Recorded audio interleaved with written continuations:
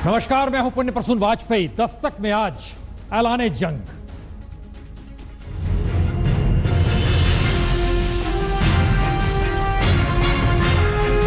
भारतीय सेना ने सर्जिकल स्ट्राइक्स कल उन लॉन्च पैड्स के ऊपर किए हैं।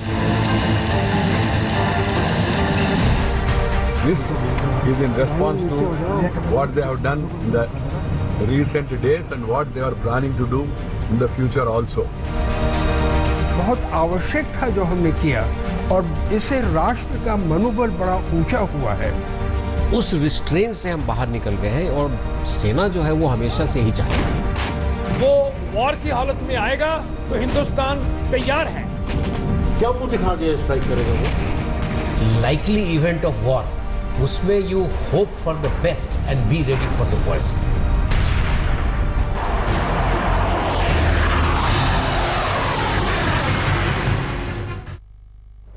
और ऐलान जंग का मतलब यह है कि सब कुछ हाई अलर्ट पर, एक के बाद एक। स्थिति देखिए इस ऐलान जंग में फिलहाल हो क्या रहा है। मौजूदा वक्त में सेना किसी भी एक्शन के लिए हाई अलर्ट पर तैयार है। 5 मिनट के भीतर जवाब देने के लिए फाइटर विमान इंडियन एयरफोर्स के वो पूरी तरीके से तैयार है। पाकिस्तानी सेना की सीमा पर इस दौर में हरकत बढ़ी है, यह जानकारी आ रही है। साउथ ब्लॉक सेना हेडक्वार्टर में इस वक्त रक्षा मंत्री पारिकर, सेना प्रमुख सुहाग और राष्ट्रीय सुरक्षा सलाहकार अजीत डोभाल भी मौजूद हैं। और इन सब के बीच प्रधानमंत्री मोदी ने सुबह ही सीसीए की बैठक बुलाई है, जो कि देखेगी सुरक्षा के मद्देनजर आगे किस रूप में क्या कार्रवाई की जाए। लेकिन इन सब के बीच जो लाइन ऑफ कंट्रोल और अंतर्राष्ट्रीय बॉर्डर है, उस स्थिति में जरा एक बार झांक के देख लीजिए, क्योंकि कई ऐसे पॉइंट है जो हाई अलर्ट पर हैं, अति संवेदनशील हैं। और खास तौर से इन सब के बीच ये एक स्थिति नजर आ रही है जिसमें है कि आतंकी को ढाल बनाकर सेना पीछे से खरीद सकती है। ये जम्मू कश्मीर का इलाका है, पंजाब का इलाका। पंजाब में वायुसेना और थल सेना दोनों ने 1965 में भी इस तरीके से इन 3 जगहों से अटैक किए थे। उस स्थिति में भी हाई अलर्ट की स्थिति है। राजस्थान में चूंकि जमीन से वार पिछली बार हुआ था और उस पार इस वक्त एक्सरसाइज पाकिस्तानी सेना की चल रही है, तो कहीं ना कहीं वहां पर भी हाई अलर्ट। और खास तौर से जो समुद्र से सटा हुआ भुज का इलाका है, वहां पर भी हाई अलर्ट है। तो देश में लगभग 2900 किलोमीटर के रेंज में जो 11 पॉइंट हैं, उन तमाम जगहों पर हाई अलर्ट। और इन सब के बीच एक सवाल यही है, क्या आज की रात किसी तरह का कोई अटैक हो सकता है? पाकिस्तान के भीतर हड़कंप मची हुई है। पाकिस्तान के भीतर संसद का विशेष सत्र बुलाया गया है, कैबिनेट की मीटिंग बुलाई गई है, सेना हाई अलर्ट पर है। रावलपिंडी में राहिल शरीफ लगातार बैठक कर रहे हैं। नवाज शरीफ राजनीतिक तौर पर घिर चुके हैं और यह माना जा रहा है कि उनसे स्थिति नहीं संभल रही है।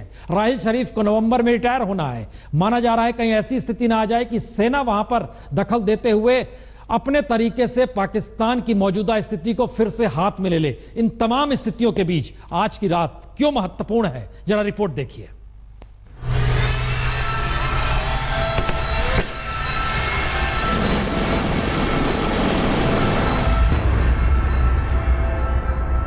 सीमा पार से हर हमला रात में हुआ। 1948, 1965, 1971 और करगिल यानी 1999 तक के दौर में पाकिस्तान ने जब भी भारत पर अटैक किया, रात में ही किया। तो क्या इस बार भी इतिहास दोहराएगा, या फिर भारत के सर्जिकल अटैक के बाद पाकिस्तान शांति की दुहाई देकर कूटनीति का रास्ता अपनाते हुए अभी इंतजार करेगा?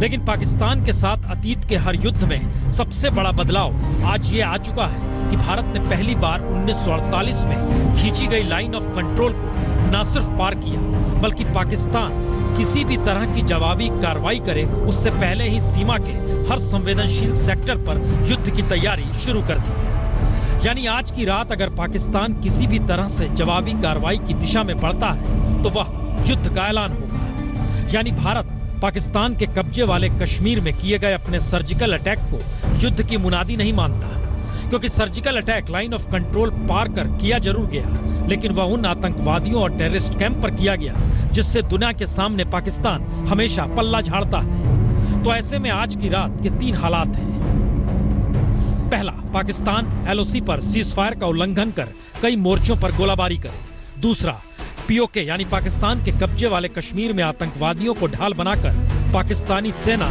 सीमा पर युद्ध से हालात बना दे। और तीसरा, कश्मीर में बैठे आतंक के स्लीपिंग सेल्स घाटी में हरकत शुरू कर दे। यानी सीधे सीमा पर हमला कर युद्ध की मुनादी करने से पाकिस्तान की बचना चाहेगा। लेकिन आतंकवादियों को ढाल बनाकर ही अगर पाकिस्तानी सेना आगे बढ़ती है तो नया सवाल यह भी होगा कि क्या भारत अपनी तरफ से युद्ध का ऐलान करेगा या फिर अंतर्राष्ट्रीय मोर्चों पर कई सेक्टरों में पाकिस्तानी सेना को उलझाकर पीओके में सर्जिकल कार्रवाई की दिशा में भारत दोबारा आगे बढ़ेगा। जाहिर है भारत अपने स्तर पर तैयार है, क्योंकि पाकिस्तान में नवाज शरीफ अगर राजनीतिक तौर पर अब फंस रहे हैं और उनकी सत्ता पर सवालिया निशान लगने लगा है तो जनरल राहिल शरीफ के लिए भी ये चुनौती है कि वो खामोशी से नवंबर तक अपना टर्म पूरा कर रिटायर हो जाएं या फिर भारत के सर्जिकल ऑपरेशन का सारा जिम्मा नवाज शरीफ पर मढ़कर सेना की ताकत के साथ खुद ही आगे बढ़ जाएं या फिर समझौते की दिशा में पाकिस्तान को एकजुट कर युद्ध का खुला ऐलान कर दें। ये तीनों हालात पाकिस्तान के भीतर के और यही वो हालात हैं जो संकेत दे रहे हैं कि पाकिस्तान कोई ना कोई नापाक हरकत सीमा पर कर सकता है। लेकिन पहली बार इतिहास पलटा है और भारत ने सर्जिकल अटैक के साथ न सिर्फ अपने उस बोझ को खत्म कर दिया जिसमें वो एलओसी पार नहीं कर सकता, बल्कि पहली बार ये मान लिया है कि अगर युद्ध होगा तो वह युद्ध के लिए पूरी तरह तैयार है। सीमावर्ती गांवों में एक के बाद एक तकरीबन 700 गांवों को खाली कराया गया है, हाई अलर्ट पर रखा गया। और इन सब के बीच हम पहले जम्मू कश्मीर के उन इलाकों में आपको लिए चलते हैं जहां पर हाई अलर्ट पर सेना है। वहां पर सीमावर्ती इलाकों में जो लोग रहते हैं उन्हें यह अंदेशा है कि शायद युद्ध की स्थिति कहीं रात में ना आ जाए। उरी में इस वक्त हमारे साथ हमारे सहयोगी शुजा मौजूद हैं, मंजीत सहगल जम्मू के नौशेरा इलाके में। शुजा, क्या है उरी से ये पूरा मामला शुरू हुआ? उरी में फिलहाल क्या स्थिति है, लोग क्या महसूस कर रहे हैं?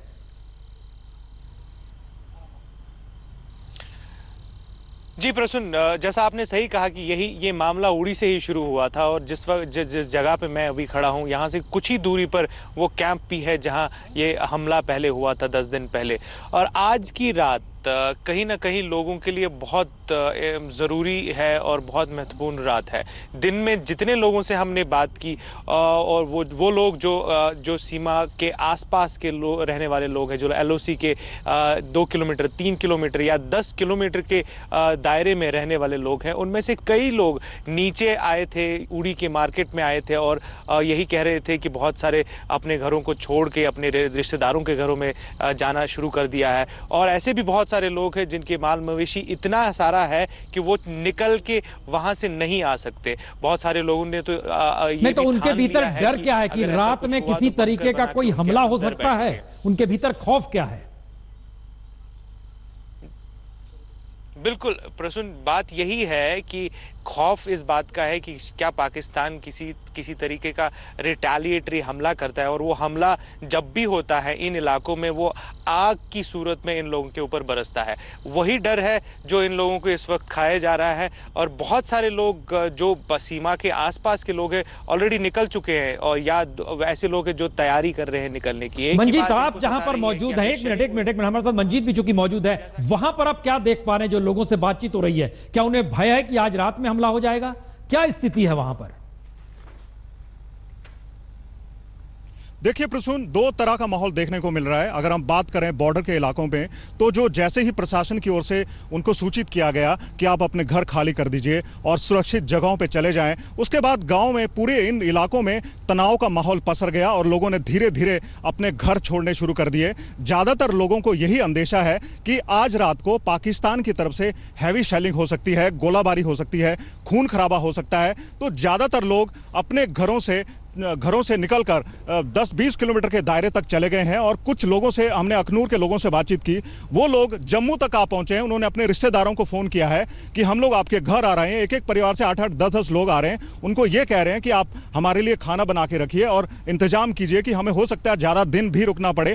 तो एक तरफ से जो गांव है, जो बॉर्डर के साथ सटे हुए गांव है, उनमें गमगीन है, माहौल डर का है, तनाव का है। अगर हम बातचीत करें उन इलाकों से हटके, जो युवा हैं उनमें भारी जोश है। वो प्रधानमंत्री नरेंद्र मोदी को बधाई दे रहे हैं, हमारी सेना को बधाई दे रहे हैं कि पहली बार भारत ने जोश दिखाया है और दुश्मन के इलाके पर जो आतंकवादी है उन ठिकानों पर हमला किया है। तो एक तरफ खुशी मनाई जा रही है और एक तरफ जो हमारे बॉर्डर से सटे गांव हैं उनमें माहौल डर का बना हुआ है। आप दोनों हमारे साथ बने रहिए। आपने जो जिक्र किया, ये पहला मौका है 1948 के बाद जब लाइन ऑफ कंट्रोल पार किया गया है और उसके बाद यह मैसेज दुनिया को भी गया है कि लाइन ऑफ कंट्रोल का मतलब यह नहीं है कि डिटरेंस भारत के भीतर इतना है कि वह सिर्फ सेना अपने पास रखे रहेगा, कार्रवाई नहीं करेगा। यह पूरा का पूरा सर्जिकल ऑपरेशन, किस रूप में यह सर्जिकल पूरा का पूरा ऑपरेशन जो किया गया वो किस रूप में था, जरा देखिए इसे।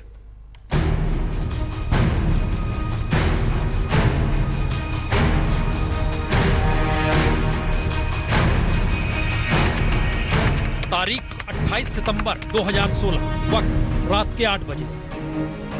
दिल्ली में सेना मुख्यालय में रात 8 बजे अचानक रक्षा मंत्री मनोहर पर्रिकर, एनएसए अजीत डोभाल और सेना प्रमुख जनरल दलबीर सुहाग पहुंचे तो देश में बहुत चंद लोगों को मालूम था कि आज की रात पाकिस्तान पर भारी पड़ने वाली है। हालांकि इन तीनों को कोस्ट गार्ड कमांडर कॉन्फ्रेंस के डिनर में जाना था, लेकिन डिनर कैंसिल कर तीनों आतंकवादियों के खिलाफ वार रूम में उस ऑपरेशन के पल पल की जानकारी लेने बैठ गए जैसा ऑपरेशन इससे पहले कभी नहीं हुआ था। और जब हिंदुस्तान सो रहा था तो रात के 12 बजे के बाद पुंछ से एडवांस लाइट हेलीकॉप्टर ध्रुव उड़ान भरता है। इस हेलीकॉप्टर पर लाल टोपी पहने स्पेशल फोर्स के 4 और 9 नंबर बटालियन के स्पेशल कमांडो तैनात हो चले थे। वो कमांडो जिन्हें कश्मीर में ऑपरेशन की विशेषज्ञता हासिल है। ध्रुव ने नियंत्रण रेखा को पार किया और उसके बाद जवानों को उतार दिया। 5-5 की क्रैक टीम में बिखरे 25 कमांडो ने रेंग कर अगले 2 से 3 किलोमीटर का दायरा तय किया। तवोर, M4 जैसी rifle, grenades, smoke grenade, under barrel launcher, night vision device और हेलमेट माउंटेड कैमरे से लैस ये सभी जवान, ये सभी कमांडो थे। और लाइन ऑफ कंट्रोल को पार करते ही भिम्बर, केल, तत्तापानी और लीपा में मौजूद 6 आतंकी कैंप सीधे निशाने पर ले लिए गए। ये आतंकियों के वो लॉन्चिंग पैड जो पाकिस्तान की जमीन से भारत में घुसपैठ करने के आखिरी कैंप माने जाते हैं। यानी पाकिस्तानी सेना के जवान आतंकवादियों को इसी जगह पर लाकर सुरक्षित छोड़ते हैं, जिसके बाद भारत में घुसपैठ शुरू होती है। और इन कैंपों की पूरी जानकारी नक्शे के साथ कमांडोज के पास थी। यहाँ पहुंचते ही कमांडोज ने ग्रेनेड से आतंकवादियों पर हमला किया, फिर स्मोक ग्रेनेड का इस्तेमाल कर आतंकवादियों में अफरा तफरी पैदा कर दी और इसी के बाद ताबड़तोड़ फायरिंग शुरू हो गई।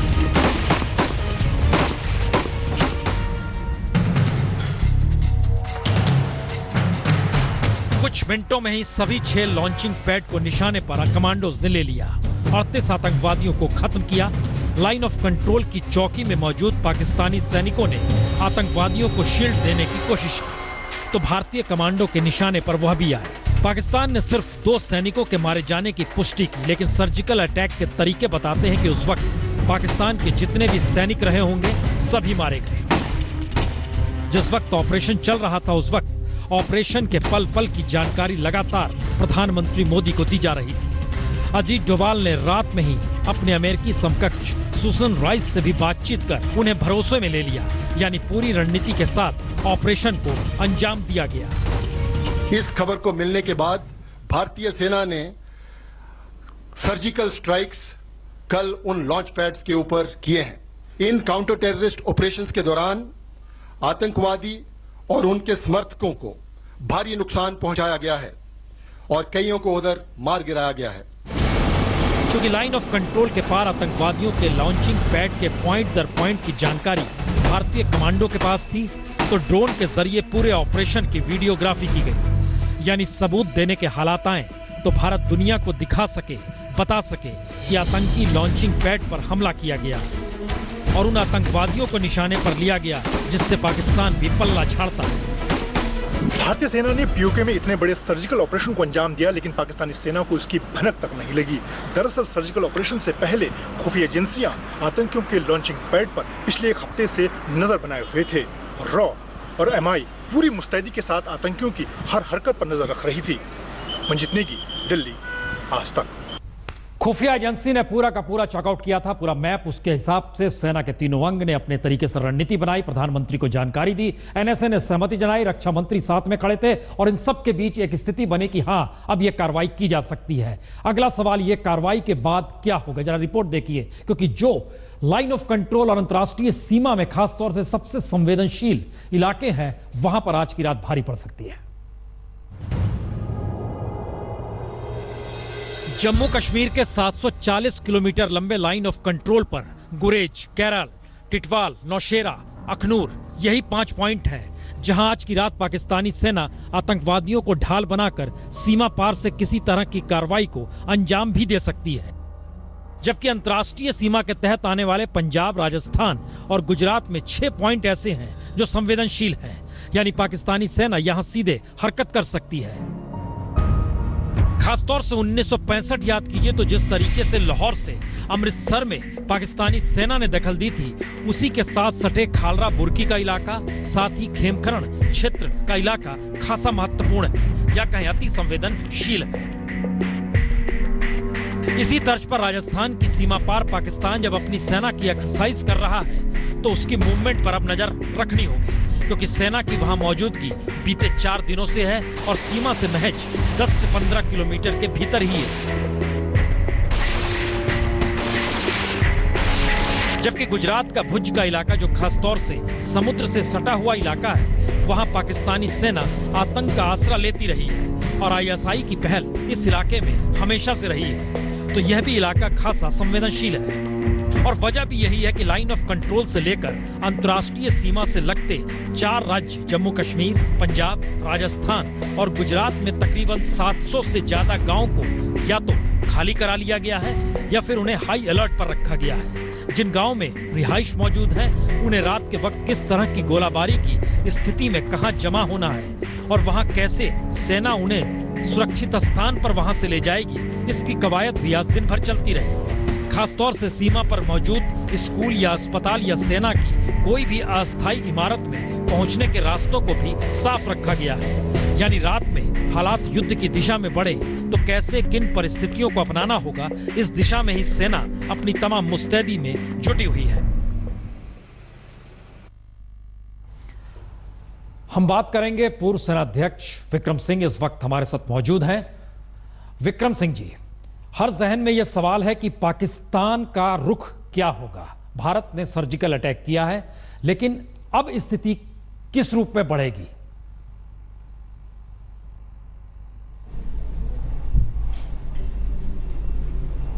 विक्रम सिंह जी, हमारी आवाज आप तक आ रही है? अच्छा, हम वहां पर चलते हैं, लेकिन उससे पहले हम सीधे चलते हैं राजस्थान की सीमा पर। शरद मौजूद हैं। शरद, जरा बताइए वहां पर हलचल क्या देख पा रहे हैं आप?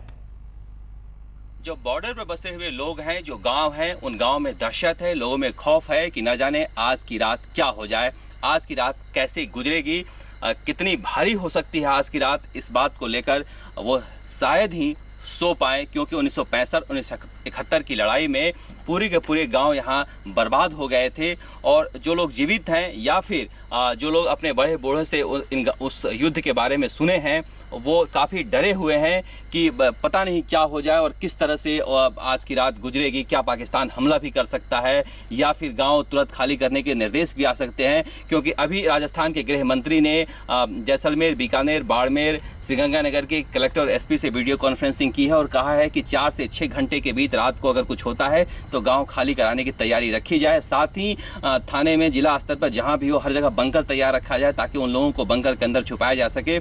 इसके अलावा पूरे इलाके में आर्मी का जिस तरह से मूवमेंट बढ़ा है, हालांकि आर्मी कह रही है कि एक्सरसाइज है, 2 अक्टूबर से इसकी वजह से मूवमेंट है, लेकिन जिस तरह से आर्मी की गाड़ियां सीमावर्ती इलाकों में घूम रही है, लोगों में खौफ है कि पता नहीं आज की रात क्या हो जाए। तो प्रसून जी, कहा जा सकता है कि आज की रात बॉर्डर के इलाकों में लोगों पर काफी भारी यकीनन कुछ खबर निकलती है तो जरूर बताइएगा। सक्रियता पूरे सीमा पर, और इन सब के बीच हम आपको लिए चलते हैं उरी में क्या स्थिति है, खासतौर से तब जब लोगों को महसूस हो रहा है युद्ध की मुनादी तो हो गई, लेकिन उरी से जो रास्ता जाता है पाकिस्तान की दिशा में, पाकिस्तान के कब्जे वाले कश्मीर की दिशा में, वहां पर ट्रकों की आवाजाही आज भी जारी रहेगी।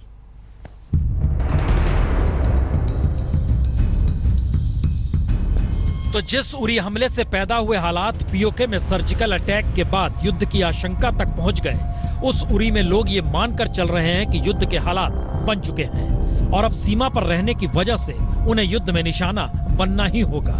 दरअसल उरी सिर्फ सीमा पर ही मौजूद नहीं है, बल्कि उरी ऐसी जगह पर है जो 3 तरफ लाइन ऑफ कंट्रोल से घिरा है और तीनों तरफ पहाड़ है और पहाड़ पर पाकिस्तान का कब्जा है। यानी पाकिस्तान के लिए यह एक ऐसी स्थिति है जहां वो स्टैंड ऑफ स्थिति में है। यानी खड़े होकर भी गोलाबारी कर सकती है। और इसीलिए उरी में दहशत का आलम है और कई लोगों को लगता है कि युद्ध आज रात भी हो सकता है। इन इलाकों में बहुत सारे गांव ऐसे हैं जो फॉरवर्ड पोजीशंस पे हैं, वहां से लोग भाग रहे हैं, अपने रिलेटिव्स के पास जो दूरी पर हैं उनके पास जाते हैं।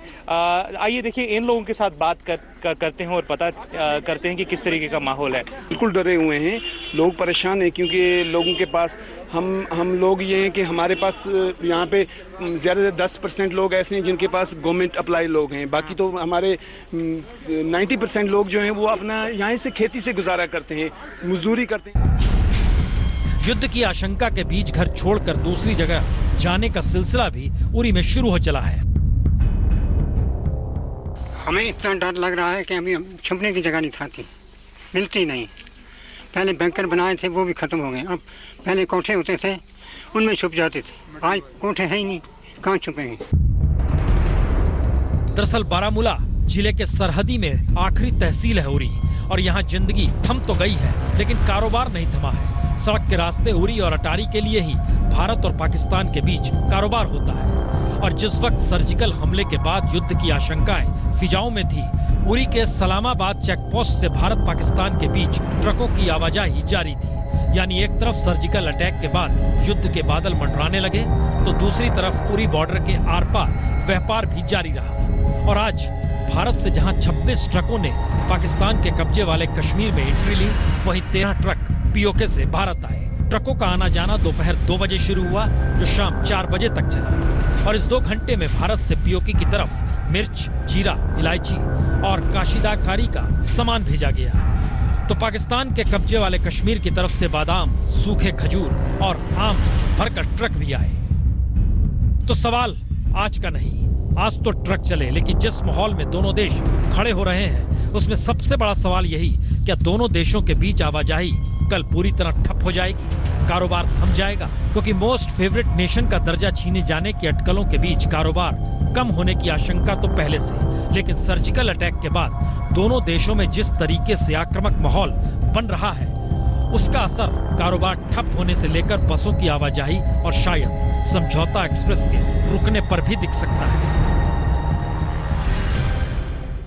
शुजात की पूरी रिपोर्ट थी। बहुतेरी आशंकाओं के बीच स्थिति यह है कि आज रात होगा क्या, क्योंकि सीमावर्ती इलाके में जिस तरह की चौकसी, जिस तरह की पहलकदमी लगातार बढ़ी है, सेना की आवाजाही, और उस पार भी कमोवेश यही स्थिति है।